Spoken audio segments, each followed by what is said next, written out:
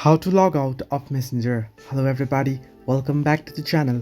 Today I'll guide you on how you can log out of Messenger on Messenger app. Now if you open up Messenger here, you'll get an interface like this. If you tap on the three horizontal line icon at the top left corner of your screen and then head into settings here, you'll see that there is no any option to log out. Now unfortunately there is no option to log out on Messenger, but there are a couple of ways that you can try out. First is switch account. Here you'll find the option switch account on the settings on Messenger. Tap on switch account and you'll be able to add another account or create a new account. So if you just want to log out of this account, then what you can do is switch to another account.